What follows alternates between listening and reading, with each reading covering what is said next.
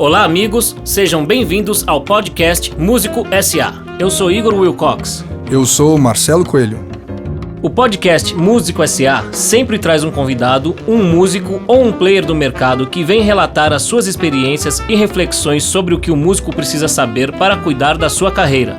É isso mesmo, Igor. Não se trata de dicas ou fórmula de sucesso, mas ações e os desafios de quem está por aí fazendo o seu trabalho acontecer de maneira sustentável. Então, fique com a gente, nos acompanhe, indique aos amigos e parceiros. Assim, a gente fortalece a cena e todos se beneficiam. Rapaziada, galera, estamos de volta. Eu, Marcelo Coelho, Igor Wilcox, com mais um episódio do Músico S.A. E sobre o que a gente vai falar hoje, Igor? Hoje a gente vai falar um pouco dos nossos trabalhos aí, o disco recém-lançado aí do Marcelo. Vamos falar também do disco que eu vou lançar agora, daqui mais ou menos um mês. Já tem data de lançamento, dia 16 de outubro. E a gente vai falar um pouco das estratégias, de como a gente faz para trabalhar o marketing dos discos, toda essa parte de divulgação que a gente faz, não só na internet, mas em todos os lugares possíveis e viáveis, né? É isso mesmo. Esse é um processo que todo músico passa. O músico que é independente, que cria o seu próprio produto, tem que gerir isso tudo. A questão é, qual é o processo? Como é que se faz? Eu acho que não tem uma resposta para isso, não. Sem contar que cada gênero musical, cada cena musical tem um jeito de se fazer. Cada cena musical tem dinheiros, vamos dizer assim, né? Tem muito mais recurso ou menos recurso, porque depende desse recurso ou não. Então o que a gente vai falar é dentro da nossa cena, que é a música independente instrumental, como é que a gente faz esse lançamento. E algumas observações de experiência que a gente viu com outros amigos, né? Como é que eles fizeram, o que não fizeram, né? Isso a gente também vê bastante, né? Eu acho que a gente vê mais o que eles não se faz do que se faz. É verdade, porque aquele cara que faz chama a nossa atenção, né? E aí você conta no dedo quem são esses caras, né? Exatamente. Você usa como exemplo, eu acho que já tem um negócio aí, uma sina do músico de jazz ou do músico de música instrumental em geral, já tem essa coisa, essa dificuldade de divulgar o próprio trabalho. Eu acho que isso é uma coisa que atrapalha um pouco, entendeu? Porque às vezes a questão, você fica só naquela preocupação de estudar, compor, tocar, e a gente esquece que tem que ter esse lado para nossa música chegar nos lugares onde a gente gostaria que chegasse, né? Porque tem uma diferença muito grande aí. A gente está falando da cena independente. Uhum. Na cena independente não tem só o músico instrumentista, que é bem o nosso caso. Tem também várias bandas, né? Que são bandas e projetos independentes. Mas o músico instrumentista, ele tem muito trabalho, ele vive de música 100% do tempo. Isso parece ser redundante pra gente, mas a verdade é que não é. É porque a grande maioria dos músicos independentes, de bandas independentes que estão aí, a grande maioria não vive da música. E é uma completa minoria na cena da música instrumental. Eu não tenho nenhum amigo do meu meio musical que não viva 100% de música. Isso é uma coisa que pra gente é assim, mas isso é óbvio. Mas não é óbvio. Na cena independente de bandas de rock, a grande maioria não vive de música. Por quê? Porque ele só tem a banda como única bala na agulha. E não é o nosso caso. Então, como a gente é instrumentista, a gente trabalha com várias frentes, com vários outros projetos, a gente é chamado para tocar toda hora. O Igor estava contando aqui que essa semana pingou aí um monte de trabalho, que ele tem que tirar um repertório enorme e tal coisa. Por conta disso, a gente está sempre trabalhando. Mas não necessariamente a gente está trabalhando nos nossos projetos. Exatamente. E aí, quando a gente vai propor o lançamento de um álbum, acaba sendo uma coisa que a gente faz assim no meio do tempo dos trabalhos, o que é interessante porque esse deveria ser a prioridade de trabalho, mas acaba não sendo, porque a gente tem que priorizar os outros, porque é o outro que traz receita. E aí fica esse álbum que vai sendo feito aí no meio dessas janelas, e aí realmente acaba não sendo feito da maneira que poderia ser feito, né? Com o lançamento, com uma pré-lançamento, depois o lançamento, depois o pós-lançamento, e assim vai. Eu não sei qual a sua impressão sobre isso. Não, eu acho que a dificuldade justamente essa. Às vezes o cara, para fazer um trabalho de um disco, ele demora mais de um ano para conseguir conceber um trabalho, dentre a concepção, desde a parte de estrutural, né? Fazer músicas, juntar a galera, gravar, né? Aí depois mixar, masterizar e mandar para a fábrica e fazer a arte do disco, isso. Porque justamente você não consegue, às vezes, ter 100% de foco nisso, porque você tem que fazer 1 milhão de outras coisas para rodar junto e até para te dar a estrutura para você poder fazer o seu trabalho. Esse é o meu caso. Mas esse é o caso da maioria dos músicos considerados músicos instrumentistas. Exatamente. E não é só tocar, que a gente está falando de tocar em outros trabalhos. Você também dá aula, tem que achar uma janela para isso. Ou seja, tem trabalho para esse músico, ele está sempre trabalhando, mas ele não consegue ter o foco do próprio trabalho. Essa é a grande diferença, né? São poucos aqueles músicos instrumentistas que não, e eu vejo conseguem fazer isso. Eu vejo que no meio do caminho o cara vai largando mão, justamente por conta disso. O cara tem tantas outras coisas para administrar, principalmente na questão financeira com os trabalhos, quando ele momentaneamente tem que deixar de lado um pouco o trabalho que ele está produzindo, da música dele, muita gente deixa esfriar e aquela coisa meio que escorre e fica por ali, entendeu? Às vezes tem cara que, tem trabalhos prontos para lançar e não lançou porque esfriou, deixou esfriar e se desmotivou com isso. É um perigo isso, é um perigo. Eu tenho alguns exemplos de casos que também que foi mal gerido o recurso. Então, alguns amigos que ganharam uma lei de incentivo aí, da prefeitura e tal, ou seja, o cara ganha um dinheiro para lançar um disco, aí ele fala, ok, meu problema está resolvido. Bom, mais ou menos, porque ele tem um empurrão para gravar um disco, ele entra em estúdio, ele grava o disco, e aí a prefeitura exige 3 concertos, alguma coisa assim, público. Eu tenho exemplo de amigos que foram assim para uma escola de música, onde tem um auditório bacana, marcaram a data lá e fizeram um show lá para 10 pessoas. E assim, ele cumpriu a exigência da prefeitura, do governo, mas ele não resolveu a questão, porque no fundo ele está acumulando aquele monte de discos, porque ele não consegue vender, não faz os shows do próprio disco que ele gravou do projeto para vender, então fica acumulado aquele projeto, que no fundo é quase um documento de uma época desse cara, mas é um documento muito caro, né? Porque ele foi financiado pelo governo e ele não teve vazão, não conseguiu fazer muita coisa. Eu já vi isso. Claro que tem outros casos que são melhores, são mais bem planejados, são mais bem sucedidos. Mas esse caso não bem sucedido, com dinheiro que foi aportado e que o dinheiro não é dele, também acontece. Então isso é um problema. Agora, então a conversa é, o que é que se faz? Como é que se faz então, se são esses os problemas? E é para isso que a gente está aqui hoje. A gente vai contar como é que a gente faz, porque a gente está lançando disco, a gente está tocando, fazendo show dos próprios discos, e continua tocando em outros projetos, e continua fazendo aula e tal. Como é que você faz, Igor? Primeiramente, eu tento dividir bem o meu dia com cada um dos compromissos. Entendeu? Eu posso dizer que eu tenho uma vantagem, né?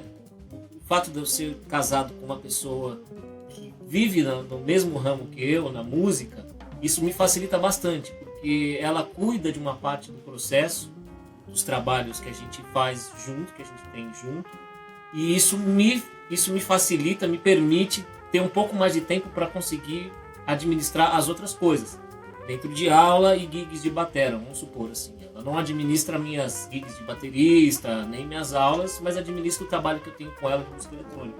Então isso ajuda muito. Entendeu? Então, tipo, ela buca, ela fecha as datas, ela cuida dos contratos. Então isso é legal.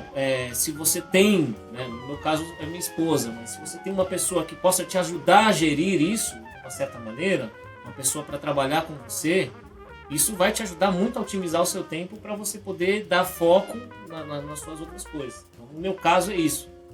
Então eu divido, eu faço um planejamento diário, onde eu divido desde assim, do horário que eu vou estudar e do horário que eu considero um trabalho.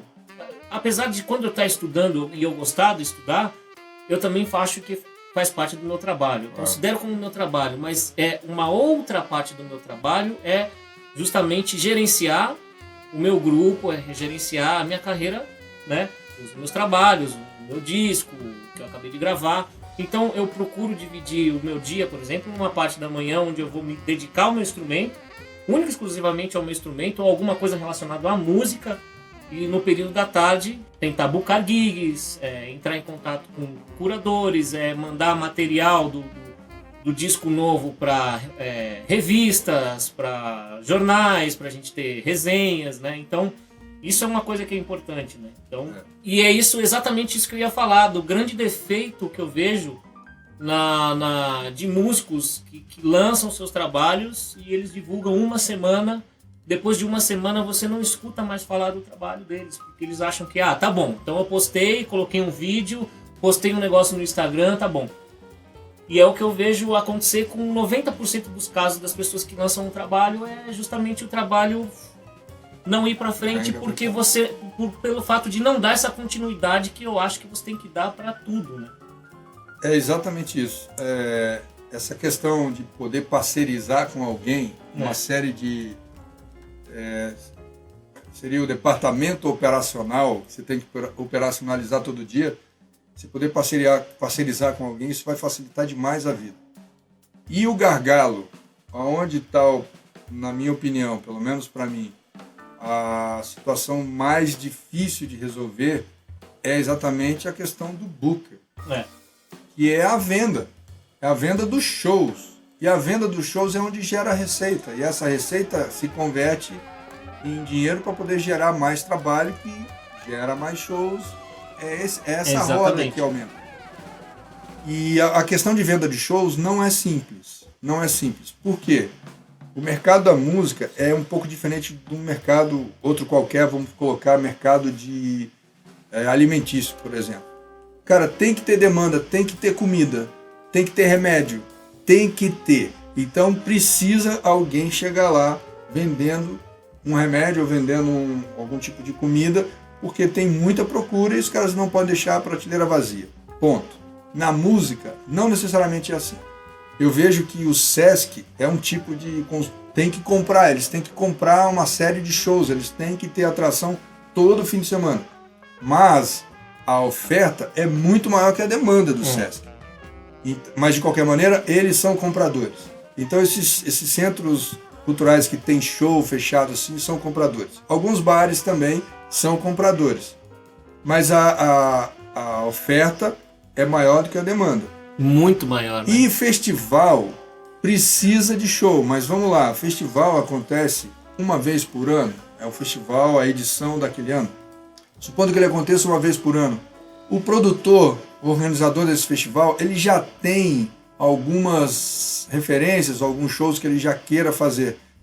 Então, muitas vezes, para você conseguir um slot nesse festival, pode durar assim 2, 3 anos. Porque o cara tem aqueles que estão na fila e tal e coisa. O processo de booking, para mim, é o gargalo nesse processo todo. O processo de gravar um álbum, ele dá trabalho, mas ele pode ser realizado se for planejado, né? Então, o meu processo, por exemplo, eu passo por uma antecipação e eu fico chamando a atenção das pessoas com alguns vídeos de alguma coisa, não explico direito o que é. Na sequência, eu mostro o pré-lançamento, e para esse álbum que eu lancei agora, semana passada, ele foi gravado em 2013. Então, eu não tinha gravação, eu não tinha imagens da gravação. Então, eu criei vídeos em cima do áudio, dizendo que no dia 11 de setembro, que era o meu aniversário, esse álbum seria lançado. Aí eu chamei a atenção para isso, com alguns vídeos e tal. No dia 11, o álbum foi lançado, falou e tal. Agora eu estou no processo de pós-lançamento. Eu estou fazendo alguns vídeos que estão rodando com a música, dizendo que o álbum foi lançado e tal e coisa, tal e coisa. Ele vai durar aí uns 30 dias. E aí eu vou anunciar um marco do lançamento, que para mim o marco é um evento. Então eu preciso... O evento pode ser um coquetel, no meu caso vai ser um concerto, um show, desse álbum que é um álbum experimental solo. Esse processo eu ainda dou conta. Agora, e os outros que vêm, como você falou, dos shows e tal? Nesse caso é parcerizar. Ou, como diz aí ou pula nessa granada, né, meu irmão? Pular na granada é faz você e vê como é que resolve. Tem muita gente trabalhando com agência, né? Tem. Que é um caminho a ser seguido, mas a agência depende de uma série de fatores. Porque a agência ela vai te colocar se o seu projeto se enquadra, né, no gênero que aquela agência quer trabalhar. Então, aí você já começa a ter que procurar uma agência certa para o segmento de música que você faz. E aí você precisa ver o quão engajada essa agência, né, para esses circuitos, Sescs, festivais e tudo mais. Eu costumo trabalhar de uma maneira que é essa maneira independente de autogerir, mas com parcerias. Claro. Entendeu? Tem agências que podem vender o meu trabalho, mas elas não são exclusivas. É o que eu faço. É isso aí. Então o projeto cai na mão de várias agências. Lógico que eu não vou colocar tipo, em cima de 5 agências de São Paulo, porque elas vão ficar concorrendo. Mas uma agência de São Paulo, outra do Rio de Janeiro, e fora do Brasil, uma pessoa para começar a representar, que começar a fazer os contatos para você. Fora do Brasil ainda é uma dificuldade, eu confesso que é uma dificuldade para mim. Eu estou me auto-representando, entendeu? Eu entro em contato. Questões sobre agência, vamos lá. Ou um booker, ou uma produtora, né? Se às vezes nem é uma agência, é uma pessoa mesmo. Uhum. Cara, o quanto de dinheiro o meu trabalho gera? Exatamente. Se o meu trabalho não é um trabalho que gera dinheiro e tem pouca recorrência de show, e os shows acontecem em jazz clubs, aqui no caso de São Paulo, que a gente sabe quanto é que a gente ganha, é óbvio que esse produtor vai ficar bastante desanimado em poder continuar. Ele só vai querer trabalho. oferecer o trabalho que realmente é rentável. Né? E aí ele consegue, dentro de um trabalho rentável, eventualmente colocar o seu trabalho. Então, por isso que não dá para trabalhar com a gente só e ficar esperando que ele traga, você comece a rodar, porque as coisas não funcionam assim. A outra coisa é lá fora, né, na Europa, onde eu tenho mais contato, estou indo em alguns encontros de jazz business, essas feiras e tal, onde tem compradores, festivais. Eles não pagam a passagem, ou se pagam, eles não estão pagando o cachê. Mas a questão maior que eu vejo lá é: você estará no festival no dia combinado? Então, ir para lá, para a Europa, numa feira, onde você pensa assim, cara, eu não quero buscar nenhum festival, eu quero buscar um booker para trabalhar comigo. A primeira pergunta dele é: você tem um selo aqui na Europa? E quando você busca um selo, ele te pergunta: você tem algum booker aqui na Europa? Então, você não tem nenhum dos dois. Qual é o caminho que a turma está fazendo que está dando certo? Você faz o que você fez no Canadá, busca uma série de concertos, tenta cavar um espaço no festival, que isso vai ser a âncora. Você faz então uma turnê em volta desses dias e monta o material para poder mostrar para um booker e manda o seu disco para mostrar para um selo. Conseguindo um selo, fica fácil conseguir um booker, porque eles confiam no seu trabalho, porque tem um endosso de um selo. E você mostrou que marcou uma turnê e fez e cumpriu e chegou lá e marcou o dia. Porque o problema é esse. Esse cara vai vir no Brasil aqui no dia tal, e se ele não aparecer? Então o booker tem muito medo de marcar com uma banda que ele não conhece, que nunca fez no exterior, e ele sabe que não tem recurso de passagem no Brasil, eles conhecem, eles sabem da realidade. E aí eles falam: pô, se eu marco o negócio e você não aparecer, isso é muito ruim pra mim. Você tá falando isso aí, ó, tanto é verdade que teve um dos festivais que eu toquei fora do Brasil, que o contratante falou assim: ó, tá aqui o contrato, o seu cachê é esse é o contrato, e aí na cláusula do contrato é: assim que você enviar o comprovante de emissão das passagens, nós pagamos 50%. Então, eu confesso que se não fosse um festival reconhecido e um festival que já acontece há muitos anos, eu não teria feito isso, porque é um risco, né? É um risco. Imagina, você emitir a passagem de 4 caras, minha, baixo, saxofone e piano. E simplesmente o festival falar: agora eu vou cancelar, como é que você faz? Então, isso é sempre uma questão que a gente está aprendendo a lidar. Agora, se não sou eu que faço isso, é o produtor que vai passar por isso. E aí a pergunta é: quanto esse produtor ganha?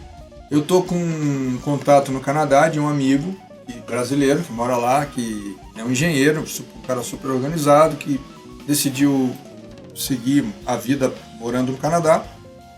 E ele está buscando trabalho e falou: pô, eu venderia os seus shows. E a nossa conversa está sendo assim, olha, você está aí com um novo momento e tal, a questão é, quer vender meus shows, mas eu não sei o quanto de dinheiro eu consigo te remunerar. Então essa é uma outra realidade que a gente tem que encarar. Mas a gente deve fazer isso, porque talvez ele não entenda, talvez ele fique pensando, nossa, é muito trabalho para um retorno muito baixo, talvez. Mas a gente sabe que não é baixo, porque isso faz parte do investimento e o seu nome vai rolando, vai rolando. É uma série de coisas. A primeira coisa acho que você tem que abstrair no começo e nesse investimento é saber que você tem que esquecer de receita. Se você tiver receita, do caramba, putz, você se deu muito bem. Eu digo no contexto geral, no resultado final. Isso em termos de sair do Brasil. Sair do Brasil você tem que ter uma consciência. Porque a gente já sofre com a desvantagem de nosso país, dificilmente a gente conseguir ajuda do governo, porque isso é uma coisa que é meio assim, 100% dos casos. Inclusive esse festival que eu fui na Sérvia, os caras me mostraram um catálogo da Embaixada Americana, falando assim, olha aqui, ó, os artistas que eu tenho, mais de 20 artistas oferecidos pelo consulado americano, com passagem, hospedagem e alimentação paga. Nossa. E aí como é que você vai concorrer, né? Eu digo concorrer porque não deixa de ser uma concorrência. Claro que é. Com um artista que o governo já fala assim, olha para divulgar a música do meu país, eu coloco o artista aí no seu festival nessas condições e você só tem que pagar o cachê dele. Então é difícil. Muitos, inclusive acho que 80% de respostas que eu recebi de festivais, a primeira pergunta que eles fazem é, você tem ajuda do governo? Com passagem, ajuda do governo com hospedagem. Então... Porque isso é muito comum nos países europeus, sobretudo os países da Escandinávia, ali lá em cima. Os músicos viajam o mundo todo. Noruega, os caras têm muito dinheiro e os músicos de jazz estão rodando o mundo todo com fomento e dinheiro do governo. Eles entendem, o governo entende que levar a cultura do país de uma certa forma, tá levando o país, porque com cultura ninguém coloca crivo, né? Ninguém coloca uma barreira. Você entra, ouve a música, ouve aquela história toda, você fica com o país de uma maneira muito mais agradável. Os Estados Unidos entenderam isso muito rápido, e o Lou Armstrong se tornou logo um embaixador da cultura tal, do mundo todo. Por quê? Porque ele estava vendendo aquela música, e hoje a gente fala de festival de jazz, veja só, no Brasil deve ter em torno de 120 festivais de jazz, de todos os tamanhos, colocando desde uma coisa na garagem, que se chama festival de jazz, até os grandes festivais. A gente está falando de um festival de um gênero musical, que ninguém pensa mais como gênero. A palavra jazz virou uma marca tão forte, que ninguém está associando ao gênero, e muitas vezes nem é jazz que está sendo tocado. Mas os Estados Unidos, por conta dessa percepção da venda do conteúdo cultural deles, conseguiu virar um gênero, virar uma marca que gera muito dinheiro e vai gerar muito, porque entrou na cultura desses países, na questão da formação musical. Então tem escolas de jazz no mundo todo, jazzistas no mundo todo, e esses caras mantêm essa música. É como se a gente tivesse num mundo assim, festivais de choro, e choro tivesse transformado em uma coisa muito maior do que o próprio gênero. Foi isso que eles fizeram. É por isso que eles mantêm fazendo isso em alguns países.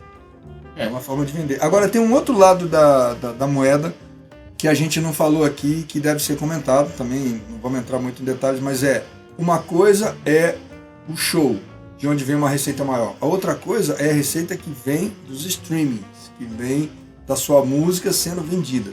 Quem é que negocia a sua música? Agora eu não estou falando de quem é que negocia o seu concerto, o seu show.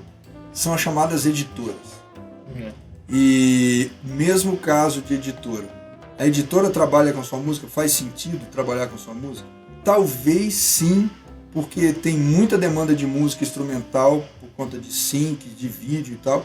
Só que nós que produzimos música instrumental, a gente não está conectado a esse profissional, a essas editoras, e elas não estão conectadas com a gente.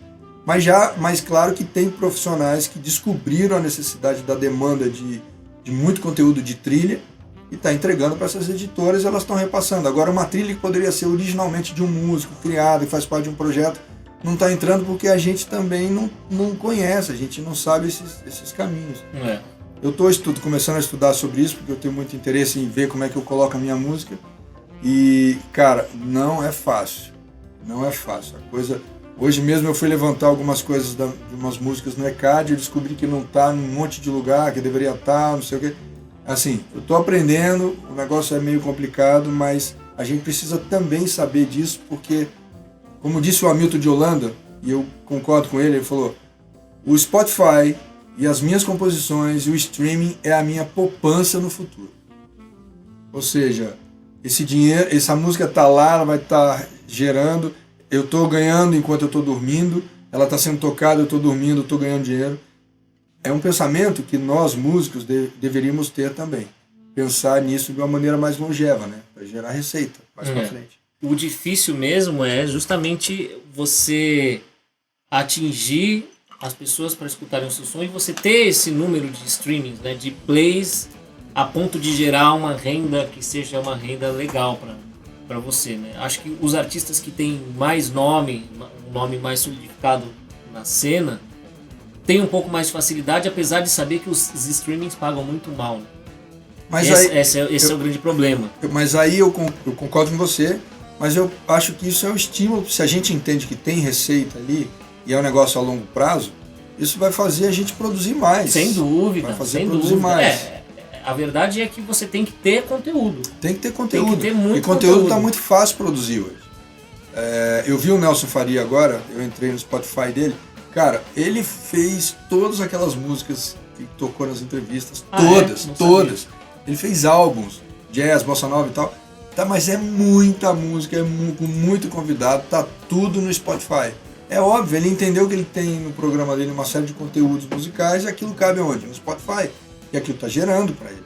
Tem que ser isso mesmo, está gerando conteúdo? Tem que estar lá, porque isso no futuro tende a aumentar. Isso me lembra a história do Villa Lobos. Villa Lobos foi para a França, muito jovem, teve um apoio de 2 irmãos empresários, da família Guinle, e ele foi lá para divulgar a música dele. Cara, ele fazia o que tinha que fazer. Mas só que na época era diferente. Ele não tinha disco, então ele vendia partitura para as chamadas editoras. Ele foi lá para vender as partituras da música dele. É como se a gente fosse para Nova York levando a nossa música master para uma gravadora de jazz importante em Nova York. E ele foi, conseguiu a edição, só que na época, essas músicas assim, não é a comunicação que a gente tem hoje. Né? E aí, quando, passados 40 anos, ele quis mudar para os Estados Unidos, tentar uma vida lá. Quando ele chegou nos Estados Unidos, ele descobriu que ele era muito famoso.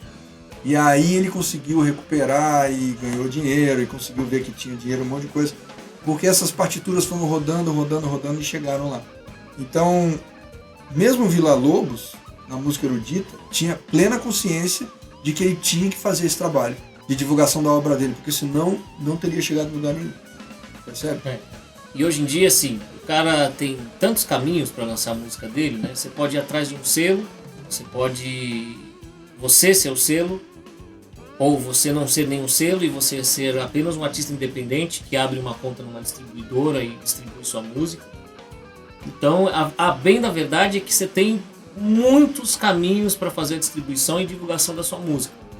Mas também não adianta nada, é isso que eu volto lá ao que a gente falou no começo da conversa. Não adianta nada o cara lançar e falou, pô, legal, lançou, agora as pessoas vão me achar. Não vão te achar.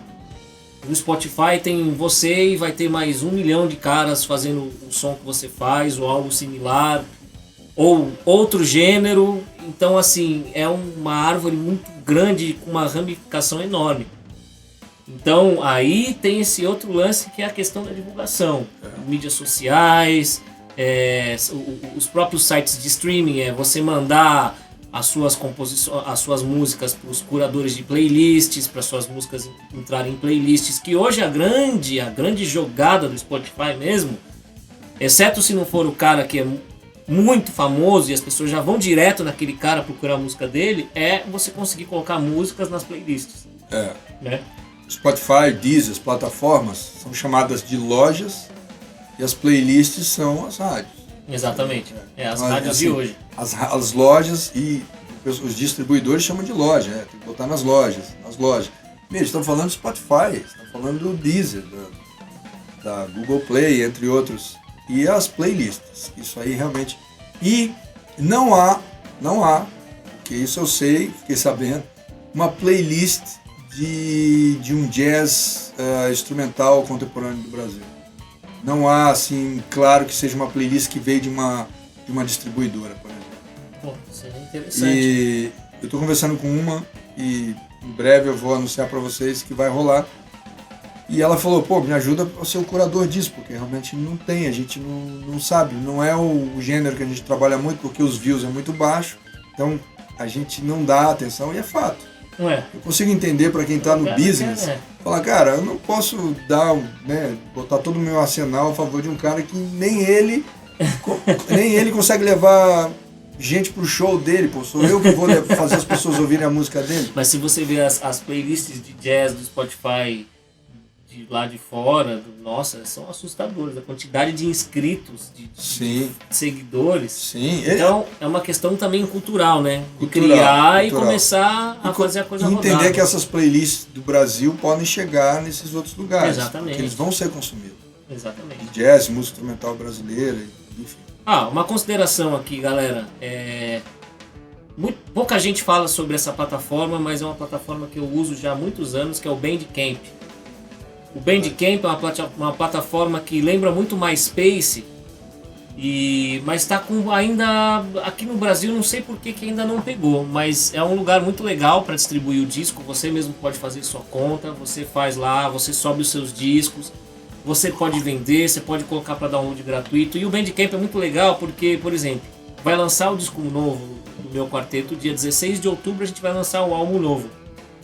E eu já subi, né, para todas as plataformas, tal, antes do lançamento, já marquei a data de lançamento. E o Bandcamp ele tem um lance que é legal, que você sobe o disco e você coloca a data de lançamento, mas o Bandcamp ele faz um esquema para as pessoas que seguem o meu trabalho, pessoas que são fãs do meu trabalho no Bandcamp e têm conta no Bandcamp, de você ter uma opção de fazer a pré-venda.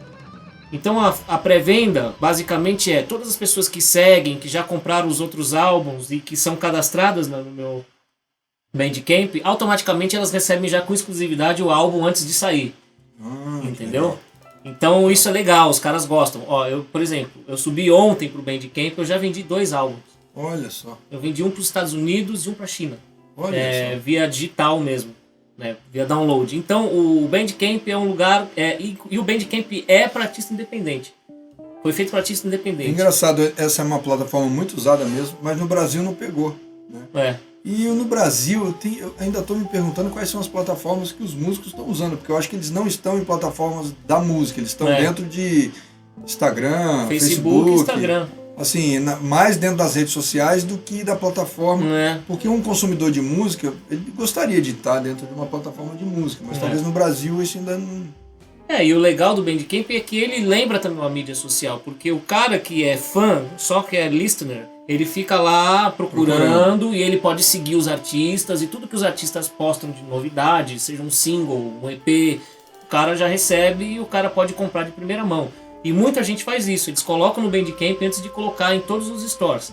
Porque o Bandcamp também tem um outro detalhe, ele é o que melhor dá remuneração, ou seja, ele fica com uma porcentagem das vendas, mas paga muito bem, entendeu? Então você não depende de play, ainda é uma plataforma que não foca em streaming, ela foca em download.